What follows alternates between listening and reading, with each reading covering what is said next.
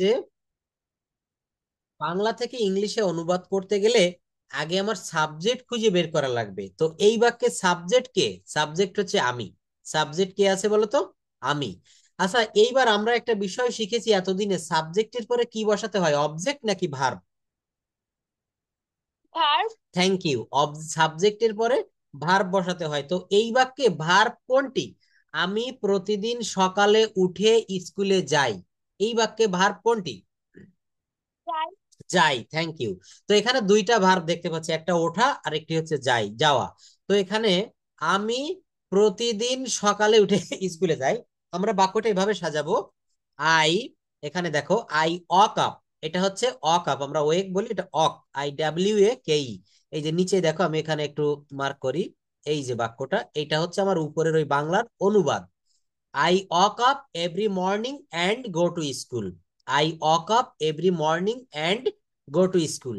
অর্থাৎ আমি I woke up every morning, আমি প্রতিদিন সকালে উঠি, and এবং go to school। দেখো কত সহজে একটা বাংলা বাক্যকে আমরা ইংলিশে ট্রান্সলেট করতে পারি। কিভাবে?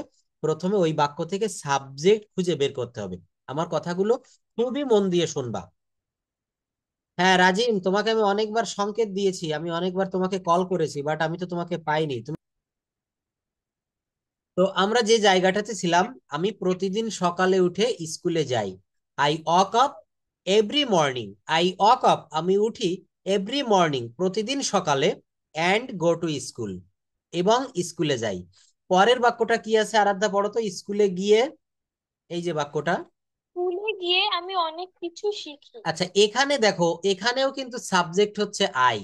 অর্থাৎ এ তো এখানে একটা অ্যাডভার্ব রয়েছে, বা এখানে ওই যে আমরা এক্সটেনশন বলি না, একটা বাক্য গঠন করতে গেলে সাবজেক্ট ভার্ব এক্সটেনশন। তো এখানে এক্সটেনশনটা এই যে অ্যাট স্কুল, দেখো আমি লিখেছি অ্যাট স্কুল। এটা কিন্তু আমি বাক্যের শেষে দিলেও হবে, আমি প্রথমে দিলেও হবে, প্রথমে দিয়েছি আমি। অ্যাট স্কুল, স্কুলেতে। অ্যাট স্কুল মানে হচ্ছে, অ্যাট শব্দের অর্থ হচ্ছে এ, অ, তে। প্রেপজিশনের ব্যবহারটা আমাদেরকে খুব ভালো করে শিখতে হবে, কেননা প্রত্যেকটা বাক্যের ভিতরে কিন্তু প্রেপজিশনের ব্যবহার থাকে বেশিরভাগ বাক্যে। এবং এই প্রেপজিশনকে বলা হয় অলংকারের সঙ্গে তুলনা করা হয়। কেন? দেখবা তুমি যখন কোথাও ঘুরতে যাবা, হয়তো বিকেল বেলায় বাবার সঙ্গে বা মার সঙ্গে বাইরে ঘুরতে যাবা, তোমার আত্মীয় বাড়িতে, তো দেখবা আমরা একটু স্পেশাল ড্রেস পরি। আমরা কি করি? আমরা নিজেদেরকে ভালো করে একটু সাজাই, অর্থাৎ ভালো ড্রেসটা পরি। তুমি হয়তো চুলে একটা খোপা পরলে, হাতে একটা ঘড়ি পরলে, কানের দুল পরলে, খুব ভালো দেখা যায় নিজেকে। এই প্রেপজিশনটাও কিন্তু এই ভাষাটার অলংকার স্বরূপ।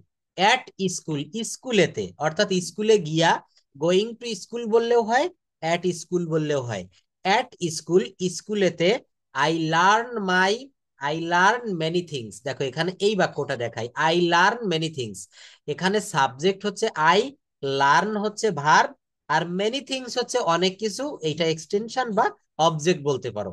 অর্থাৎ আমি আবার একটু ব্যাখ্যা দেই। অ্যাট স্কুল, স্কুলেতে, I learn many things, I learn many things, আমি অনেক কিছু শিখি। আওয়ার টিচার্স অলওয়েজ হেল্প আস। দেখো এখানে সাবজেক্ট হচ্ছে আওয়ার টিচার্স, আমাদের শিক্ষকেরা, অলওয়েজ হেল্প আস, সর্বদা আমাদেরকে সাহায্য করে। অলওয়েজ মানে সর্বদা, হেল্প আস, অথবা তুমি এই যে অলওয়েজ শব্দটা না, সর্বদা, এইটা অলওয়েজটা কোন পার্টস অফ স্পিচ বলো তো? এটা হচ্ছে অ্যাডভার্ব, অর্থাৎ এটা ভার্বকে মডিফাই করে। দেখো, সর্বদা আমাদের শিক্ষকরা আমাদেরকে সাহায্য করে। তো এই সাহায্য করাটাকে একটু বেশি করে তুলে ধরেছে অলয়েজ শব্দ দ্বারা। আমি আরো একটু ক্লিয়ার করি অ্যাডভার্বটা। যেমন দেখো, আমি এখানে লিখলাম এই জায়গায়, he walks, W A L K S, he walks slowly, S L O W L Y. দেখো, হি অক্স স্লোলি, সে ধীরে ধীরে হাঁটে। এখন এখানে অ্যাডভার্ব কি বলতো? এখানে অ্যাডভার্ব হচ্ছে স্লোলি। কেন অ্যাডভার্ব স্লোলি, এটা আমি একটু বলি। দেখো, হি অক্স স্লোলি, সে ধীরে ধীরে হাঁটে। তো এখানে এই হাঁটা শব্দটাকে একটু বেশি করে বাড়িয়ে তুলে ধরেছে, অর্থাৎ এইটাকে, সে কেমন হাঁটে, ধীরে ধীরে হাঁটে।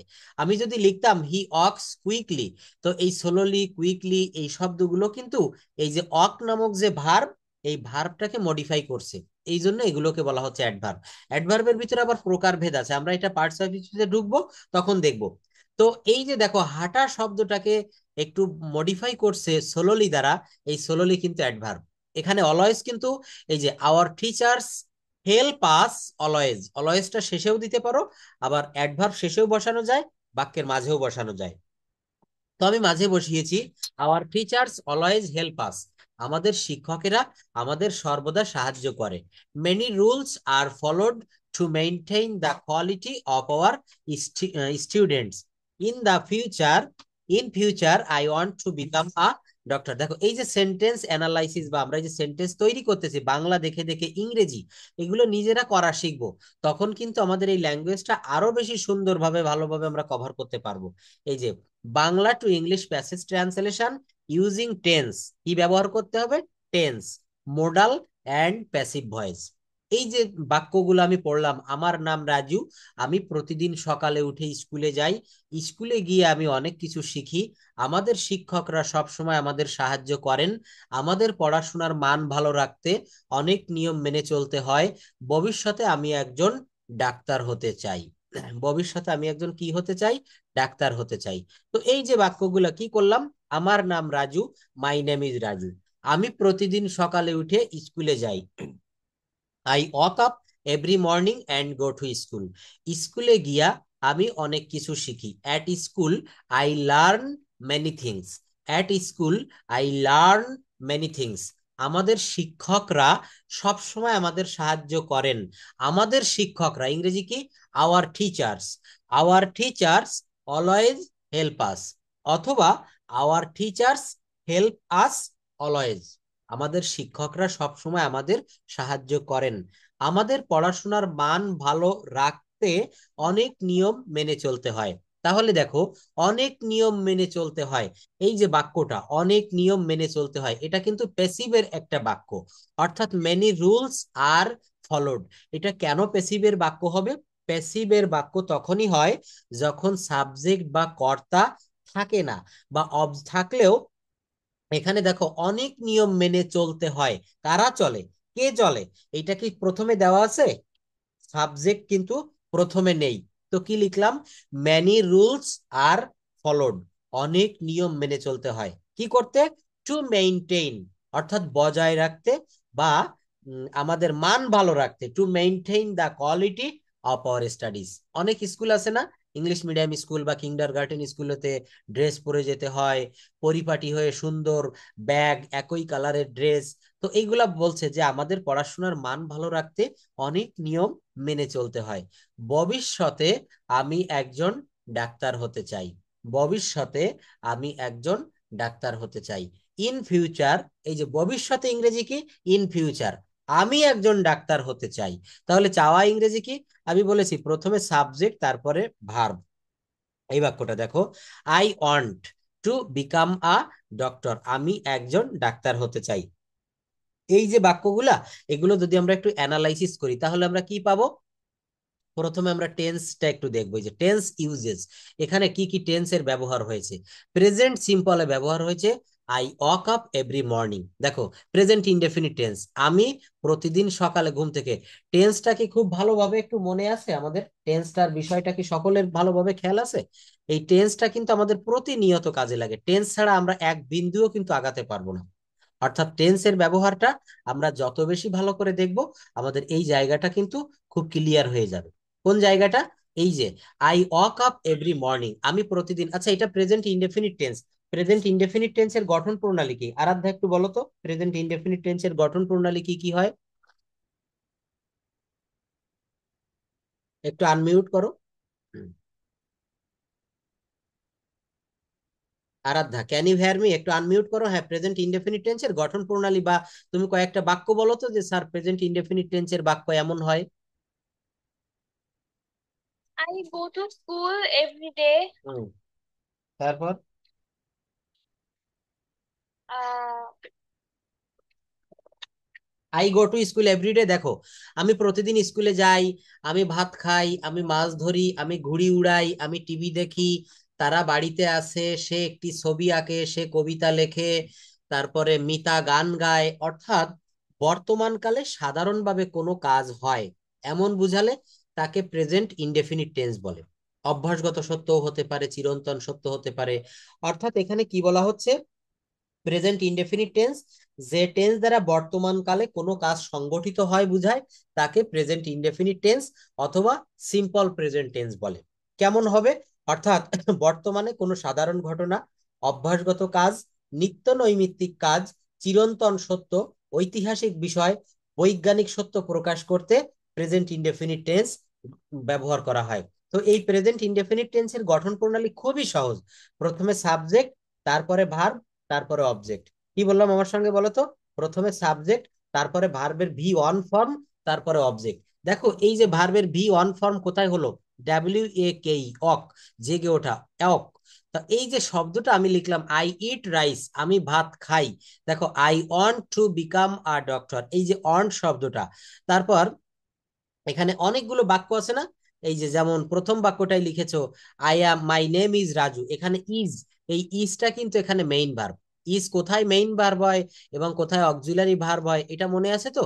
প্রেজেন্ট ইনডেফিনিট টেন্সে কিন্তু এখানে ইজ কিন্তু মেইন ভার্ব। দেখো মাই name is Raju, my name is Raju, আমার নাম রাজু।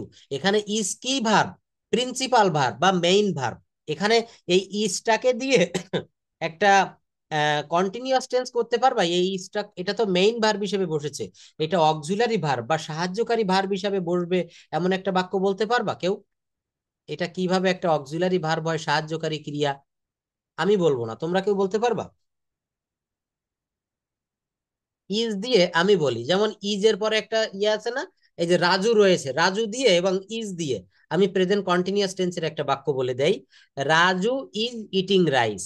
কি লিখলাম? Raju is eating rice. এখানে দেখো RAJU, Raju is, EATING, Raju is eating rice, RICE। দেখো এই যে রাজু ইজ ইটিং রাইস, এই বাক্যটা লিখলাম না? এখানে কিন্তু আমি দুইটা ভার্ব ব্যবহার করেছি। কয়টা ভার্ব ব্যবহার করেছি? দুইটা। রাজু ইজ ইটিং রাইস, একেবারে সহজ বাক্যটা। রাজু ভাত খাচ্ছে। এখানে প্রিন্সিপাল ভার্ব বা মেইন ভার্ব হচ্ছে ইট, এর সঙ্গে যেহেতু কন্টিনিউয়াস টেন্স, এর সঙ্গে যুক্ত হয়েছে ING, eating rice. Raju is eating rice, Raju ভাত খাচ্ছে। রাজু কি করছে? ভাত খাচ্ছে। এখানে ইজ হচ্ছে এই ইটিং বা ইট ভার্বকে হেল্প করার জন্য এসেছে, এই জন্য এখানে ইজ হচ্ছে অক্সিলারি বা সাহায্যকারী ক্রিয়া। আর ইটিং এটা কিন্তু মেইন ক্রিয়া, যেটাকে প্রিন্সিপাল ভার্ব বলা হচ্ছে। কি বলা হচ্ছে? Principal verb. তো এই যে সেন্টেন্স বাংলা দেওয়া থাকবে, ইংরেজি করতে হবে। এখানে কিন্তু আবার অ্যানালাইসিস দেওয়া রয়েছে, এই যে এক্সাম্পল দেওয়া আছে। রাজু, এখানে এইটা টেন্স ইউজ রয়েছে কোথায়? প্যাসিভ ভয়েসের ব্যবহার করেছি। দেখো খুব ভালো করে দেখো, এই জায়গাতে প্যাসিভ ভয়েসের ব্যবহার কি করেছি উপরের এই বাক্যগুলোতে। এই যে প্যাসিভ ভয়েসের ব্যবহার, many rules are followed, many rules are followed, অনেক নিয়ম কানুন অনুসরণ করা হয় বা করতে হয়। এটা কি? এখানে বলা হচ্ছে to emphasize the action rather than the doer. অর্থাৎ এটা কিন্তু প্যাসিভ কনস্ট্রাকশন, প্যাসিভ একটা মুড। আমাদের বিদ্যালয়ে এই যে এই বাক্যটা দেখো বাংলাটা, কোথায় যেন, এই যে আমাদের পড়াশোনার মান ভালো রাখতে, কি লিখলাম? আমাদের পড়াশোনার মান ভালো রাখতে অনেক নিয়ম মেনে চলা হয়। আমাদের পড়াশোনার মান ভালো রাখতে অনেক নিয়ম মেনে চলা হয়। এই যে মেনি রুলস, এই জায়গাটা দেখো, মেনি রুলস আর ফলোড। কি বললাম? মেনি রুলস আর ফলোড, অনেক নিয়ম ফলো করা হয়। কাদের দ্বারা? By us. ওইটা কিন্তু এখানে দেওয়া নেই, অর্থাৎ এটা যেহেতু স্কুলের নিয়ম কানুন, এটা কিন্তু ছাত্রছাত্রীরাই ফলো করবে। তো মেনি রুলস আর ফলোড, অনেক নিয়ম কানুন ফলো করা হয়। তো এই বাক্যটা কি করলাম? এটা কিন্তু একটা প্যাসিভের স্ট্রাকচার। আমরা প্যাসিভ ভয়েস করেছিলাম না? তো আবারও করবো, এই প্যাসিভ ভয়েসের জায়গাটা আমরা দেখব। অর্থাৎ কথা বলতে গেলে অ্যাক্টিভের পাশাপাশি প্যাসিভেরও কিন্তু দরকার হয়। I want to become a doctor express a desire or possibility, একটা ডিজায়ার অর্থাৎ ইচ্ছা বা আকাঙ্ক্ষা প্রকাশ করা হয়েছে, এবং এখানে কিন্তু এই ইচ্ছা বা আকাঙ্ক্ষা সম্ভাবনা রয়েছে। I want to become a doctor, আমি একজন ডাক্তার হতে চাই। Modal verbs like can, could, should or would could be used for variations based on context. Here is a more detailed example of Bangla passage translation into English with the use of tense, modal verbs and passive construction. Bangla passage, আমরা প্রতিদিন সকালে স্কুলে যাই, এইগুলা কি আমরা নিজে নিজে একটু করতে পারবো? আমরা একটু বলতে পারবো? এই বাক্যটা দেখো তো আরাধ্যা বা রাজিন, তোমরা আরাধ্যা চেষ্টা করো তো এই বাক্যগুলো বলতে পারো কিনা। আমি প্রতিদিন সকালে স্কুলে যাই, চেষ্টা করো, চেষ্টা করলে অবশ্যই পারবা। We go we go to school every morning. হুম, তারপর স্কুলে পড়াশোনা করার পাশাপাশি আমরা খেলাধুলা করি। স্কুলে পড়াশোনা করার পাশাপাশি আমরা খেলাধুলা করি। অ্যালং উইথ স্টাডিং, অর্থাৎ পড়াশোনা ছাড়া বা পড়াশোনার পাশাপাশি উই অলসো প্লে গেমস, আমরা খেলাধুলাও করি। তারপর কি রয়েছে, শিক্ষকরা আমাদের সঠিক পথে চালিত করেন। কি হলো, the teachers guide us in the right direction. দেখো এখানে সাবজেক্ট কি, এই যে আগে সাবজেক্ট খুঁজে বের করতে হবে। বাংলা বাক্য থেকে যদি ইংরেজি করতে হয় আগে সাবজেক্ট খুঁজে বের করতে হবে। কি করতে হবে, সাবজেক্ট খুঁজে বের করতে হবে। তাহলে কি হলো, এই যে শিক্ষকরা আমাদের সঠিক পথে চালিত করেন, অর্থাৎ টিচার্স এটা কিন্তু সাবজেক্ট, শিক্ষকরা গাইড আস আমাদেরকে চালিত করে ইন দ্য রাইট ডিরেকশন। এই দেখো RIGHT, in the right direction. শিক্ষকরা আমাদের কি করে, পড়াশোনার পাশাপাশি আমাদেরকে সঠিক পথে পরিচালিত করে। আমাদের স্কুলে সব সময় নিয়ম মেনে চলতে হয়। আমাদের স্কুলে সব সময় নিয়ম মেনে চলা হয়। তার মানে কি, আমরা নিয়ম মেনে চলি। দেখো, rules are always followed in our school. এই যে এটা কিন্তু প্যাসিভ মুডে করা হয়েছে। দেখো আমি আবারও বলছি, এই প্যাসিভ মুডটা কিভাবে হবে, এই বাক্যটা আমি একটু বড় করে দেই, তোমাদের সুবিধা হবে দেখতে। কি লিখলাম, rules are always followed in our school. আচ্ছা, প্যাসিভ ভয়েস অ্যাক্টিভ তো আমরা চিনলাম, যেখানে কর্তা সাবজেক্ট বা কর্তা প্রথমে থাকে, বা ওই বাক্যটা যে কর্তায় কমপ্লিট করে, অর্থাৎ যেমন আমি ভাত খাই, এখানে খাওয়া কাজটি কে করতেছে, আমি। যদি বলি রনি ফুটবল খেলে, ফুটবল খেলার কাজটা কে করতেছে, রনি। তো এখানে রনি যে ফুটবল খেলে, এই বাক্যটাকে আমরা যদি সাবজেক্ট ধরি অর্থাৎ কর্তা ধরি, এটাকে বলা হয় কর্তৃবাচ্য। কর্তা থেকে আসলো কর্তৃবাচ্য। কিন্তু এখানে দেখো, rules are always followed in our school, আমাদের স্কুলের নিয়ম কানুন সর্বদা অনুসরণ করা হয়। এখানে কি লেখা রয়েছে রনি অনুসরণ করে বা আমরা অনুসরণ করি, এমনটি কিন্তু লেখা নেই। তো এটা কিন্তু প্যাসিভ মুডে করা হয়েছে। অ্যাক্টিভ এবং প্যাসিভ এই ভয়েসের ক্লাসটা আমি নিব। Rules are always followed in our school, আমাদের স্কুলের নিয়ম কানুন অনুসরণ করা হয়। If rules are broken, punishment are given in, it is hoped that, এটা আশা করা হয় যে everyone will work in good profession in the future. এটা আশা করা হয় যে, এই দেখো, এটা আশা করা হয় যে ভবিষ্যতে সবাই ভালো পেশায় কাজ করবে বলে আশা করা হয়। ভালো কাজের মাধ্যমে সমাজকে উন্নত করা সম্ভব। কি বললাম, ভালো কাজের মাধ্যমে সমাজকে উন্নত করা সম্ভব। অর্থাৎ আমরা ভালো কাজের মাধ্যমে কি করতে পারি, সমাজকে উন্নত করতে পারি।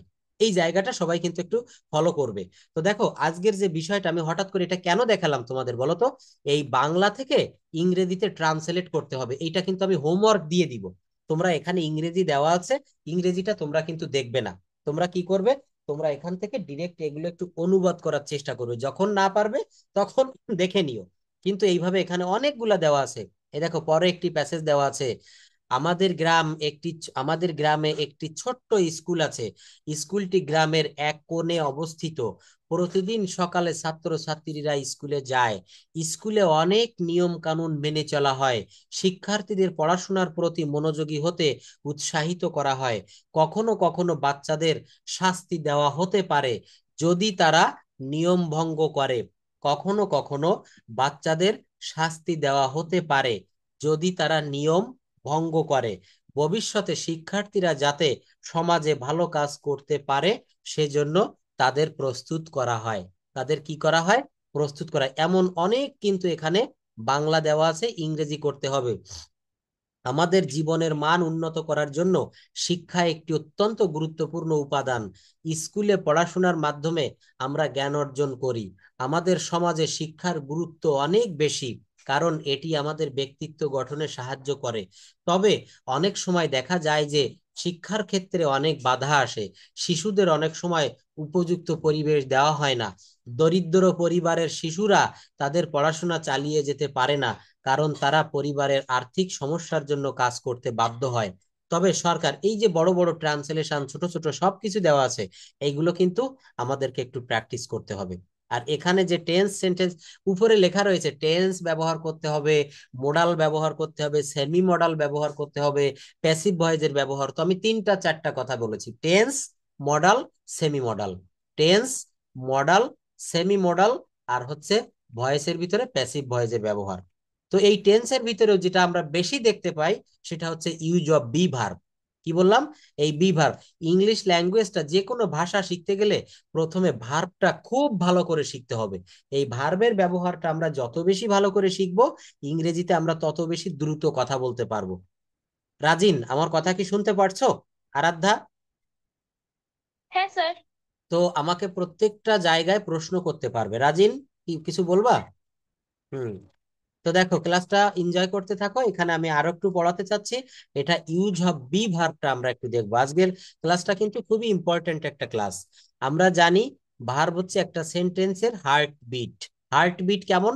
আমাদের ভিতরে দেখবা বুকের বাম পার্শ্বে হাত দিয়ে দেখো, এখানে কিন্তু একটা ভাইব্রেশন, একটা কম্পন উপলব্ধি করা যায়। এটাই কিন্তু হার্ট বিট। ভার্ব ছাড়া আমরা কোনো সেন্টেন্স তৈরি করতে পারি না। কত সুন্দর একটা কথা বলেছে! ভার্ব ছাড়া আমরা কোনো সেন্টেন্স তৈরি করতে পারি না। আমরা সাবজেক্ট ছাড়া সেন্টেন্স তৈরি করতে পারি, অবজেক্ট ছাড়া সেন্টেন্স তৈরি করতে পারি, কিন্তু ভার্ব ছাড়া কিন্তু আমরা সেন্টেন্স তৈরি করতে পারি না। সমস্ত ভার্বের মধ্যে একটা গুরুত্বপূর্ণ ভার্ব হচ্ছে বি ভার্ব, যে ভার্বটি অনেক ফর্মে, অনেক নামে এবং বিভিন্ন ভাবে একটা সেন্টেন্সে ব্যবহৃত হয়ে থাকে। আজ আমরা বি ভার্বের সমস্ত ব্যবহার শিখব। কিসের ব্যবহার শিখব? B verb. এই বি ভার্বটা কিন্তু খুব একটা ছদ্মবেশধারী ভার্ব। ছদ্মবেশ মানে বোঝা যায়, যেমন এটা কিন্তু সিভিল পোশাকে থাকে বি, আবার এর ভিতরে থাকতে পারে M, is, R, Aja, wire, তারপর কি বি, বিন, বিং। অর্থাৎ এই জায়গাটা আমরা খুব আজকে একটু ভালো করে দেখবো যে বি ভার্বটার ভিতরে কি কি থাকে, এবং বি ভার্বটা আমরা কেন শিখবো, বি ভার্ব শিখে আমরা এই ভাষাটা কি কাজে লাগাবো। বি এর অর্থ হচ্ছে হওয়া, থাকা বা কোনো কিছু এর অবস্থান। বি নিজেই একটা মেইন ভার্ব। আবার ব্যবহারের উপর ভিত্তি করে এটি অনেকগুলো ফর্মে ব্যবহৃত হয়ে থাকে। কিসের উপরে? ব্যবহারের উপরে। কি বলেছি? বি অর্থ হওয়া, থাকা অথবা কোনো কিছু এর অবস্থান। হওয়া, থাকা বা কোনো কিছু এর অবস্থান। বি এর যে ফর্মগুলো আছে সেগুলো হচ্ছে, যেমন কি প্রেজেন্ট টেন্সে বসতে পারে বি নিজেই একটি ভার্ব, আবার এম, ইজ, আর। কি বললাম? দেখো, বি নিজেই একটি verb, be and am, is, are, চারটা কথা বলেছি, এম, ইজ, আর এবং বি, এই চারটা। পাস্ট ফর্মে হচ্ছে গিয়ে অজয়ের। পাস্ট ফর্মে কি হবে? অজয়ের। আর পাস্ট পার্টিসিপল ফর্মে হবে been, B double E N. Past participle ফর্মে কি হবে? বিন। প্রেজেন্ট পার্টিসিপল ফর্মে কি হবে? বিং। এই দুইটা জিনিস আমরা খুব ভালো করে দেখব। তো এখানে আমি একটা বিষয় একটু তোমাদের দেখাতে চাই। যেমন দেখো, ই এ টি, ইট, এটার এটার পাস্ট ফর্ম রয়েছে এ টি ই, এট। আর এটার পাস্ট পার্টিসিপল হচ্ছে eaten, E A T E N, eaten. কি লিখলাম এখানে? আমি তিনটা ফর্ম লিখেছি, ইট, এট, ইটেন। আমি এটা কেন লিখেছি জানো? এটা লেখার পিছনে একটি কারণ আছে। কারণটা হচ্ছে কি, এখানে আমি লিখেছি ইট, এট, ইটেন, ইট, এট, ইটেন। ভালো করে দেখো। তো এই যে আমি ইটেন লিখে ফেলেছি না, তো এইটা এই ইট ভার্বের ভি থ্রি ফর্ম হচ্ছে ইটেন। আর এই বি ভার্বের, এখানে যেমন ইট ভার্বের ভি থ্রি ইটেন, আর বি ভার্বের ভি থ্রি হচ্ছে বিন। আমরা এই বিন কোন জায়গা থেকে সৃষ্টি হলো, এই উৎপত্তি স্থলটা কিন্তু আমরা অনেকেই বুঝি না। তো বি ভার্বের পাস্ট পার্টিসিপল অর্থাৎ ভি থ্রি ফর্মকে বলা হয় পাস্ট পার্টিসিপল ফর্ম। এই যে ভি থ্রি ফর্ম, এটাকে বলা হচ্ছে পাস্ট পার্টিসিপল ফর্ম। অর্থাৎ এই বিনটা এসেছে বি ভার্বের ভি থ্রি থেকে, বা যেটাকে আমরা পাস্ট পার্টিসিপল ফর্ম বলতে পারি। আর এই বিংটাকে বলা হচ্ছে প্রেজেন্ট পার্টিসিপল। যেমন ইট, এটার সঙ্গে যখন আমি আইএনজি দিই, ইটিং, এটা কিন্তু আইএনজি ফর্ম হয়, আবার ওইটাকে প্রেজেন্ট পার্টিসিপলও বলে। তো এই ইটিংটা যেমন, এই বিংটা তেমন, বিইআইএনজি, বিং। আবার ইটেন যেমন, এই বিন কিন্তু ঠিক তেমন, একই ভূমিকায় কিন্তু এরা অভিনয় করবে। এটা আমরা একটু ব্যবহারের ভিতরে যাই। সো বি ভার্বের এই 7টি ফর্ম হয়ে থাকে এবং এর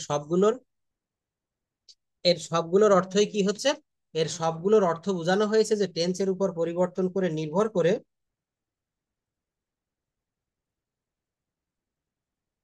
আচ্ছা, একটা বিষয় দেখো। সো বি ভার্বের এই 7টি ফর্ম হয়ে থাকে এবং এদের সবগুলোরই মানে হচ্ছে হওয়া, থাকা বা কোনো কিছুর অবস্থান বোঝানো। টেন্সের পরিবর্তনের উপর নির্ভর করে বি ভার্বের বিভিন্ন ফর্ম একটা সেন্টেন্সে বসে থাকে। বি ভার্বের বিভিন্ন ফর্ম একটা সেন্টেন্সে বসে থাকে। এই বি ভার্বের যে বিভিন্ন ফর্মগুলা, এই ফর্মগুলা এখন একটু আমরা দেখবো যে বি ভার্বের বিভিন্ন ফর্ম কি কিভাবে ব্যবহৃত হতে পারে, সেই জায়গাটা আমরা একটু এখন দেখতেছি। যেমন প্রেজেন্ট টেন্সে আমি আগেই বলেছি বি নিজেই একটা ভার্ব, মনে রাখবা, বি নিজেই কিন্তু একটা ভার্ব। এর ভিতরে থেকে আমি যার বের করার দরকার নেই, ওই বি নিজেই একটা ভার্ব, যার মানে হচ্ছে হওয়া, থাকা বা কোনো কিছু এর অবস্থান বোঝায়। এখানে বি নিজেই প্রেজেন্ট ফর্মে ব্যবহৃত হতে পারে। আবার প্রেজেন্ট ফর্মগুলো হচ্ছে am, is, are. Present be ভার্বের ভিতরে থেকে যে প্রেজেন্ট ফর্মগুলো বের করে নিয়ে আসতে পারি, এটা কি আছে, এম, ইজ, আর। মনে রাখবা, বি ভার্বের ভিতরে তিনজন লুকিয়ে পড়েছে, জামা গায়ে দিয়ে, শার্ট গায়ে দিয়ে কিন্তু তিনজন লুকিয়ে পড়েছে বি ভার্বের ভিতরে, অ্যামিজার। পাস্ট টেন্সে কারা লুকিয়ে পড়েছে, অজয়ের। আচ্ছা, আর পাস্ট পার্টিসিপলে কে থাকে, বিন। এটার ব্যাখ্যা কিন্তু দিয়েছি, এই যে এই জায়গাটা দেখো, বিন, বি ডাবল ই এন, এটা খুব ভালো করে মনে রাখবে। আচ্ছা, তো এখানে কি বললাম যে অ্যামিজার, সাবজেক্ট যদি আই হয় তাহলে এম বসে, যেমন আই অ্যাম, কি হবে, আই অ্যাম। সাবজেক্ট যদি হি, সি অথবা ইট হয়, থার্ড পারসন সিঙ্গুলার নাম্বার হয়, তাহলে ইজ বসে। কি বসে, যেমন he is, Karim is, Roni is, এরপরে কিন্তু ইজ বসে। সাবজেক্ট যদি আর হয়, সরি, সাবজেক্ট যদি we, you, they, third person plural হয়, তবে তারপরে আর বসে। কি বসে, আর বসে। আমাদের মনে রাখতে হবে যে অ্যাম, ইজ আর প্রেজেন্ট টেন্সে শুধুমাত্র এর মধ্যে প্রেজেন্ট ইনডেফিনিট এবং প্রেজেন্ট কন্টিনিউয়াসে ব্যবহৃত হয়। প্রেজেন্ট ইনডেফিনিটে এটা নিজেই একটা মেইন ভার্ব বা প্রিন্সিপাল। এই বাক্যটা ভালো করে মনে রাখো। আমি একটু এখানে ব্যাখ্যা দিচ্ছি। ব্যাখ্যাটা কি, মনে রাখো। প্রেজেন্ট ইনডেফিনিট টেন্সে এটা নিজেই একটা মেইন ভার্ব অথবা প্রিন্সিপাল ভার্ব হিসেবে বসে। কোনটা, ওই বি ভার্বটা, অর্থাৎ অ্যাম, ইজ, আর। প্রেজেন্ট কন্টিনিউয়াস টেন্সে এটা অন্য কোনো মেইন ভার্বের পূর্বে অথবা অক্সিলারি বা হেল্পিং ভার্ব হিসেবে বসে। এই বাক্যটা আমি তোমাদের একটু লিখে দেখাই। যেমন দেখো, I A M, I am a student, S T U D E N T, কি লিখলাম, আই অ্যাম স্টুডেন্ট। কিন্তু এই বাক্যটা, এখানে দেখো, এই এই বাক্যে একটি মাত্র ভার্ব আছে, যেটাকে প্রিন্সিপাল ভার্ব বলা হচ্ছে, সেটা হচ্ছে অ্যাম। কি লিখলাম বলো তো, অ্যাম। এই অ্যামটা কিন্তু আবার এখানে মেইন ভার্ব। এখন যে বাক্যটা লিখবো, এই বাক্যে অক্সিলারি ভার্ব বা সাহায্যকারী ক্রিয়া হয়ে যাবে। কেমন দেখো, I am, E A T I N G, I am eating rice, R I C E. দেখো, এখানে কিন্তু দুইটা ভার্ব বসেছে। এখানে দুইটা ভার্ব বসেছে, অ্যাম এবং ইটিং। কি বললাম, অ্যাম এবং ইটিং। এই যে দুইটা ভার্ব, এখানে অ্যাম কিন্তু আর মেইন ভার্ব থাকলো না। প্রথম বাক্যে যেমন মেইন ভার্ব ছিল, এখানে কিন্তু অক্সিলারি ভার্ব হয়ে গেল। কি হলো, অক্সিলারি ভার্ব। তো কি দাঁড়ালো, আই অ্যাম ইটিং রাইস, আমি ভাত খাইতেছি। কোন tense, present continuous tense. Present continuous টেন্সের আরো কিছু বাক্য বলো তো এখানে। তোমরা আরাধ্যা একটু বলো তো, প্রেজেন্ট কন্টিনিউয়াস টেন্সের কয়েকটি বাক্য পর পর, I am eating rice, I am going to school, এমন কয়েকটা বাক্য বলো তো। পারবা, চেষ্টা করো, দেখো পারবা। I am going to market. I am going to market. এবার সাবজেক্ট আই চেঞ্জ করে হি দিয়ে করো তো, হি, সি, ইট, কারো নাম, এগুলা ব্যবহার করে দেখো তো পারা যায় কিনা। He is going to market. He is going to market. He is eating rice. He is writing a letter. They are catching fish. Ronnie is walking in the field. তারপর আরাধ্যা She is Aradhya is drawing a picture, Aradhya is sleeping now. এগুলো কি, এগুলো কিন্তু সব present continuous টেন্সের একটা বাক্য। দেখো, আমরা শুধু শিখেই গেলাম শিখেই গেলাম, শিখতে থাকলাম, কথা বললাম না, এটা হবে না। ইংরেজি ভাষাটা শিখে তুমি যে কাজে লাগাতে পারছো কিনা, তোমার উন্নতি হচ্ছে কিনা, এটা কিভাবে তুমি জাজ করবা, বিচার করবা? এটা হচ্ছে তোমাকে কথা বলতে হবে, নিজে নিজে কথা বলতে হবে, আমার কাছ থেকে হেল্প নিতে হবে। এই শীটপত্র গুলো দিচ্ছি, আমার যে ক্লাসটা হচ্ছে এই রেকর্ডটা তোমাকে দেখতে হবে। এইগুলো থেকেই কিন্তু তুমি প্রমোশন ঘটাতে পারবা। অর্থাৎ এই যে দেখো, প্রেজেন্ট কন্টিনিউয়াস টেন্সের একটা বাক্য লিখেছে, আই অ্যাম ইটিং রাইস। এখানে এইটা দেখে দেখে কিন্তু আমরা রুল তৈরি করতে পারি, প্রেজেন্ট কন্টিনিউয়াস টেন্সের গঠন প্রণালী তৈরি করতে পারি। কিভাবে পারি? আই হচ্ছে সাবজেক্ট, তাহলে লিখতে হবে subject plus am is are plus মূল ভার্বের পর আইএনজি প্লাস অবজেক্ট। কি বললাম? Subject plus am is are, যে কোনো একটি বসাতে হবে সাবজেক্ট অনুসারে, প্লাস মূল ভার্বের পর ING plus object. I am eating rice, I am eating rice, আমি ভাত খাচ্ছি, আমি স্কুলে যাচ্ছি, তারা মাঠে ফুটবল খেলছে, সে মাছ ধরছে। অর্থাৎ একটি নিয়ম শিখে ওই নিয়ম দিয়ে মিনিমাম 10 থেকে 15টি বাক্য করতে হবে। আমাকে কি বুঝতে পেরেছো আমি কি বলেছি? হ্যাঁ স্যার। তো এইটা হচ্ছে প্র্যাকটিক্যাল ওয়ে। দেখবা তোমার স্কুলেও কিন্তু টিচাররা এই সিস্টেমে পড়ায় কিনা আমি জানি না, তবে এই রুলটা, আমার এই থিওরিটা একটু ফলো করো। আমি প্রত্যেকদিন যে রুলগুলো শিখাচ্ছি, আজকে যেমন বি ভার্ব নিয়ে কথা বলতেছি, এই বি ভার্ব দিয়ে আমার ক্লাস শেষ হলে তুমি 15 মিনিট একটু গবেষণা করো, চিন্তা করবা যে স্যার কি কি বলেছে, বি ভার্বটা দেখতে কেমন, এই বিন কোথা থেকে আসলো, বিং কোথা থেকে আসলো, এইটা দিয়ে কিভাবে বাক্য তৈরি করা যায়। এটা যখন তুমি নিজে নিজে অ্যাপ্লাই করবা, দেখবা তোমার বেশি কাজে দিবে। যেমন এখানে দেখো, সাবজেক্ট প্লাস বি ভার্ব, অর্থাৎ প্রেজেন্ট ফর্ম, বি ভার্বের কোন ফর্ম বসিয়েছি? Present form, plus complement, noun অথবা অ্যাডজেক্টিভ।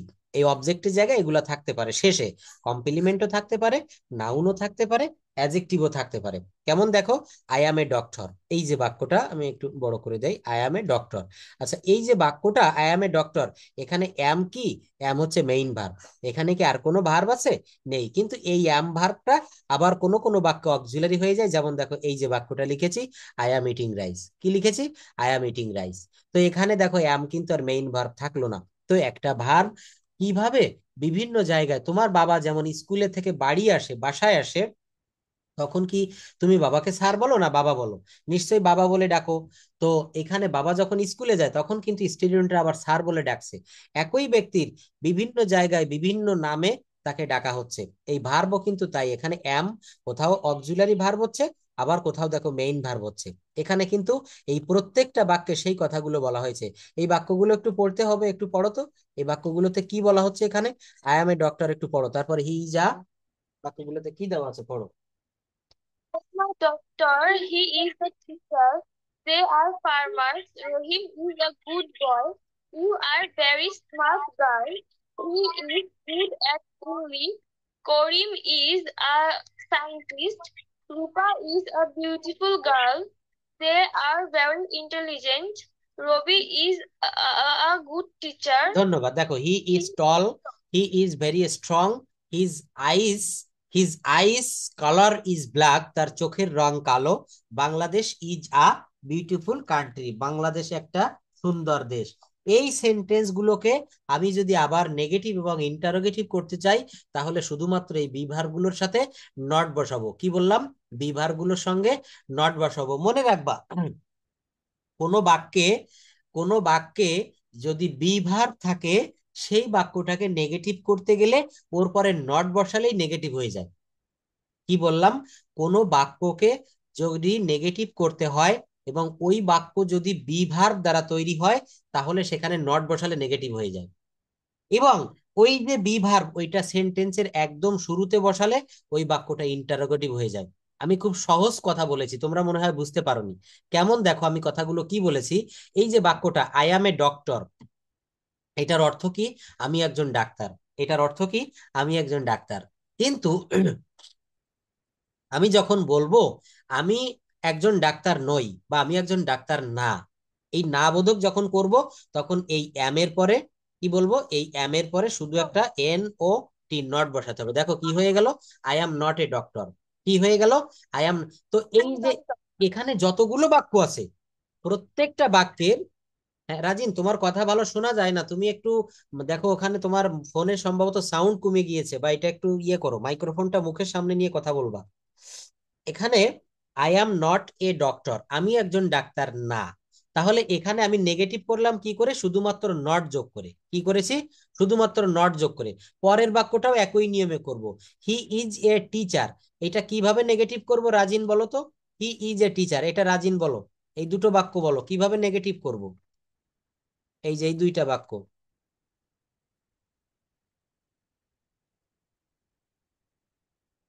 খুব আস্তে শোনা যাচ্ছে, আমি শুনতে পারছি না, খুব স্লো। তোমার সাউন্ডটা একটু বাড়িয়ে দাও ওখানে। আরাধ্যা কথা বললে দেখছো ক্লিয়ার শোনা যাচ্ছে, তোমার সাউন্ডটা একটু বাড়াই দাও। হি ইজ এ টিচার, এটা নেগেটিভ। ওইটা নেগেটিভ কি হবে? হি ইজ নট এ টিচার। কি হলো? হি ইজ নট এ টিচার।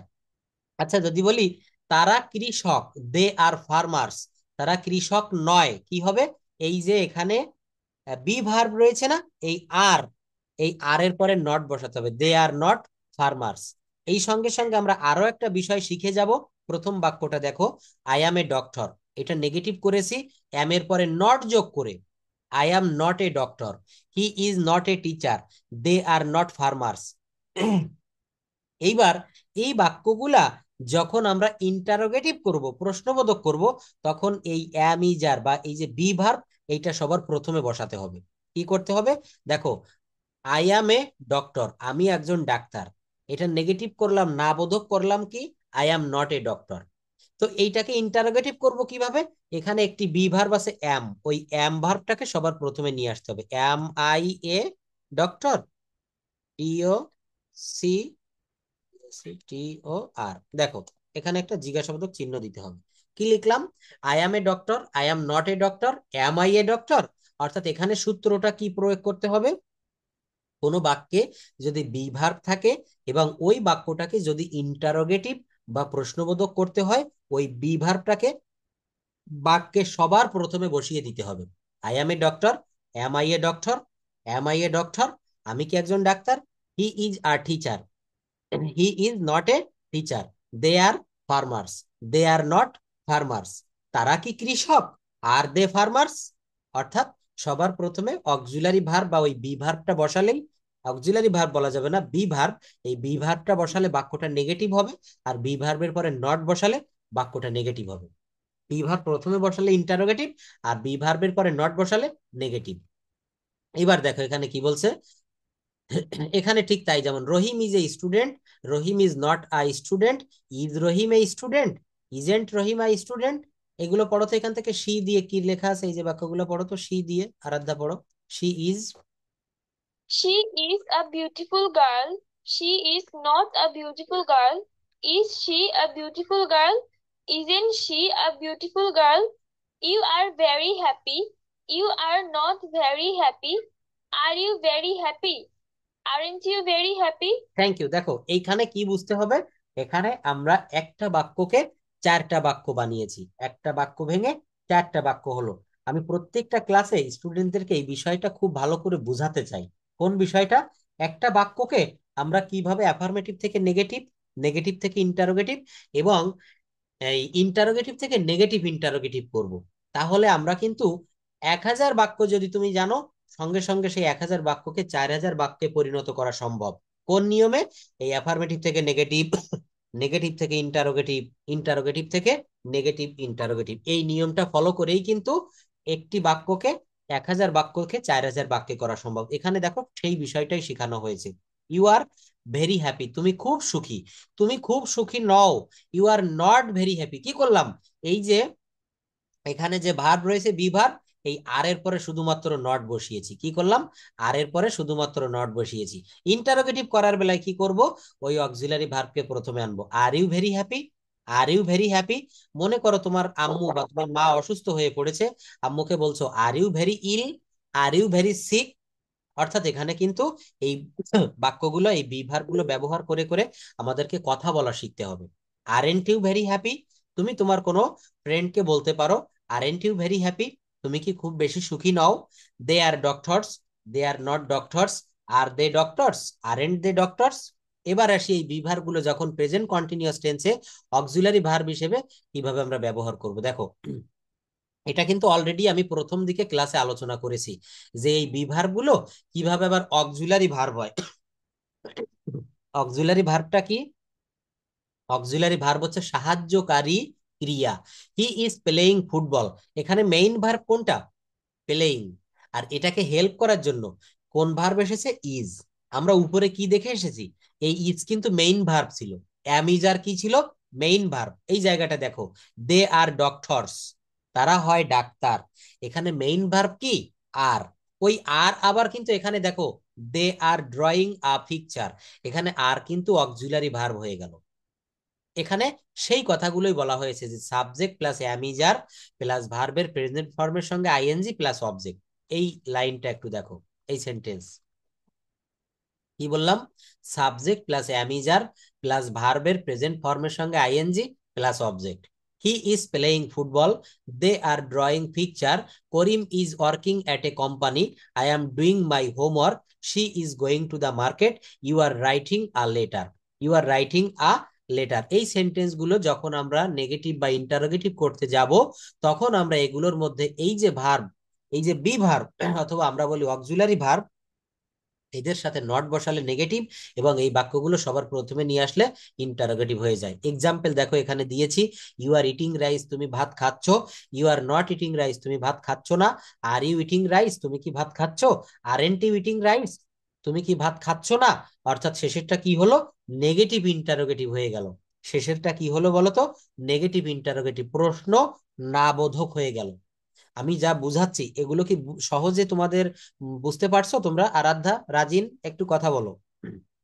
হ্যাঁ স্যার, বুঝতে পারছি। দেখো এইগুলা কিন্তু একেবারে বেসিক নলেজ, এগুলো না জানলে পরবর্তীতে কিন্তু পারা যাবে না।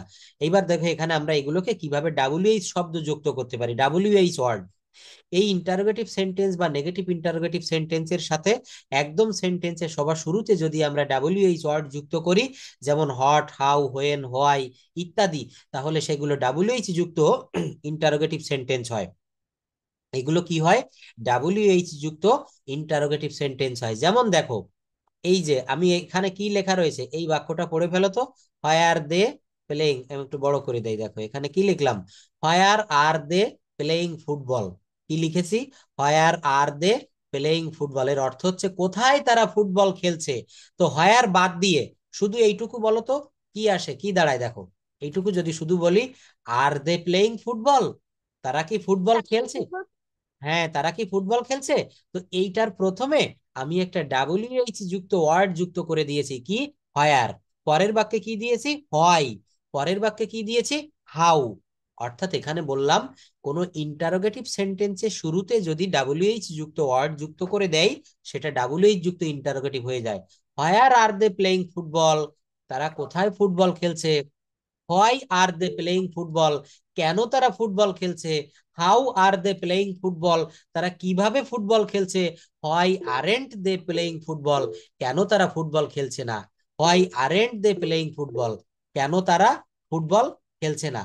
অর্থাৎ এই যে জায়গাটা আমি তোমাদেরকে দেখাচ্ছি, এটা কিন্তু আমাদের স্পোকেন ইংলিশে খুবই প্রয়োজন।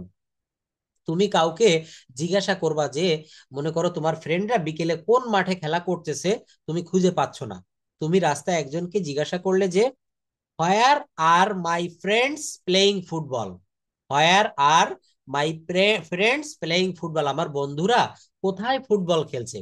তো তিনি আপনাকে বললেন, তোমাকে বললো যে they are playing football in their playground অথবা ইন দেয়ার স্কুল ফিল্ড। অর্থাৎ তারা ফুটবল খেলছে তাদের বিদ্যালয়ের মাঠে। দেখছো? তাহলে এই যে আজকে আমি দেখাবো, পরবর্তী ক্লাসে আমি ডায়লগ দেখাবো, কিভাবে ডায়লগ কনভারসেশন করতে হয়। দুই বন্ধুর ভিতরে কথা বলতে হবে, তুমি এবং আমি, আমরা দুইজনে একটু কথা বলার প্র্যাকটিস করতে হবে। রাজিন, তোমার কাছেও আসতেছি, তুমি একটু রেডি থাকো। এই কথা বলাটা কিন্তু আমরা প্র্যাকটিস করব এখন থেকে। কিভাবে?